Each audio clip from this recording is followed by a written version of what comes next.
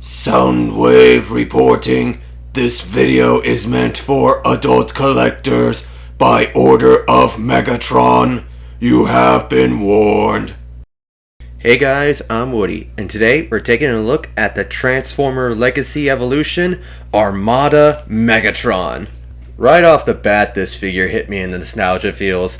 I mean, Armada was my introduction to Transformers, and I fondly remember coming across it on TV multiple times, and this was such an iconic Megatron design for me, and it is perfectly recreated with this figure.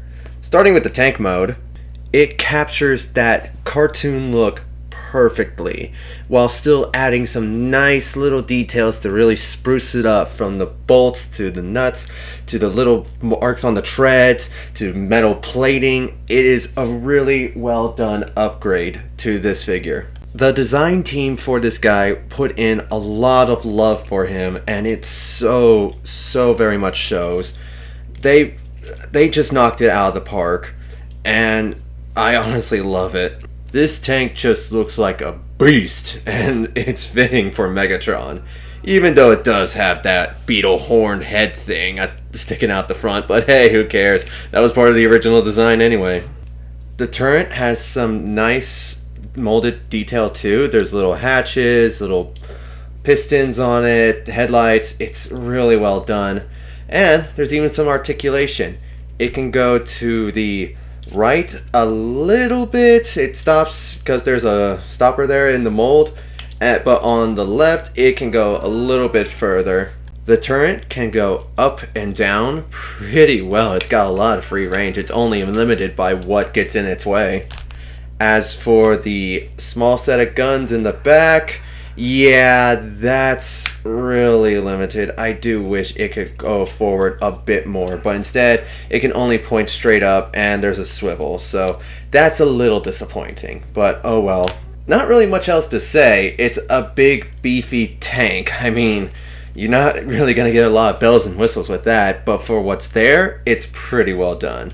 And for comparison, here he is with Legacy Armada Hotshot, Legacy Armada Starscream, and because I don't have the Armada Optimus yet, here he is with Gamerverse Studio Series OptimusPrime.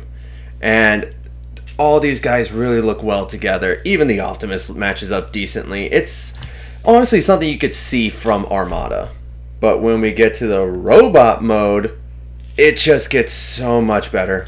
This is a perfect representation of Armada Megatron, like one-to-one practically, with some new details. There are so many nice little metallic details that shine through, some more robotic pistons, new plating on the arms, more detail pops out. It's just awesome.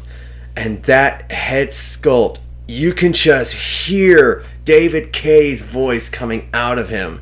It is just awesome. I do love the effort that went into this guy. It is definitely worthy of the name Megatron. Now, there is something that does bother me about this figure. Those beetle horns are a soft rubber plastic. That's not the problem.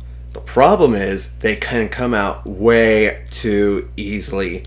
I mean, I guess I understand why they did it. They didn't want it to break off if it was one solid mold, but they could have easily glued it in a bit better. I'm gonna have to do that myself because it gets really old really quick how easily these things can pop out. For articulation, he can't really look up that much, nor can he look down that much, but since he's on a ball joint, he has free range everywhere else, and it's pretty good. The arms can go out a lot, and the shoulder can tilt in a little bit to get a little bit more range. He has a biceps swivel, and his arm can bend slightly over 90. The hands are on a mushroom peg, so you get just a swivel there. Going forward, you have to lift the Decepticon panel up, and then you can push the arm all the way out 90 degrees, but he can't go back at all. I do wish there was a joint that could tilt the whole arm back, including the shoulder pads, so that way you could get his arm going back decently. He's got a waist swivel, which is pretty free range, so that's awesome. His legs can go out pretty decently.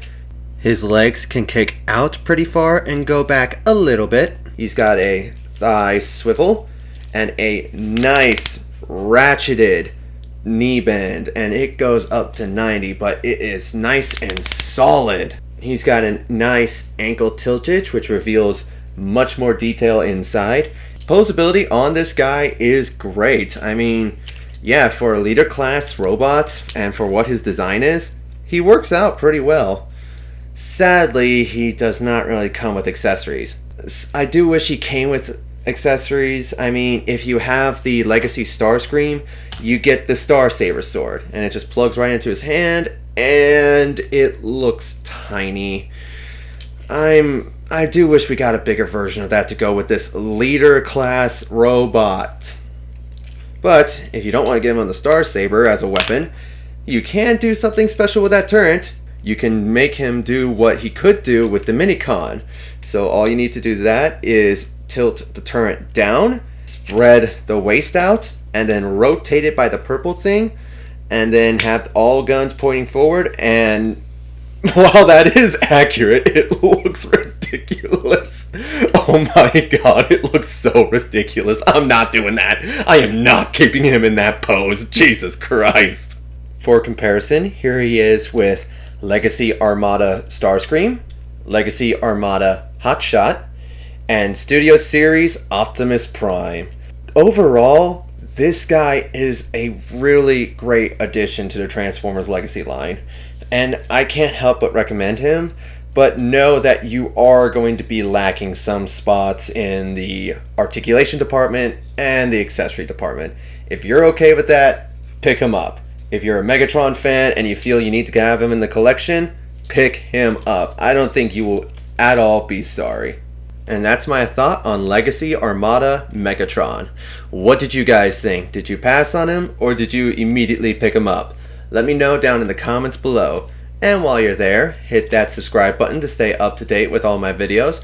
And if you really want to stay up to date, then hit that notification bell icon.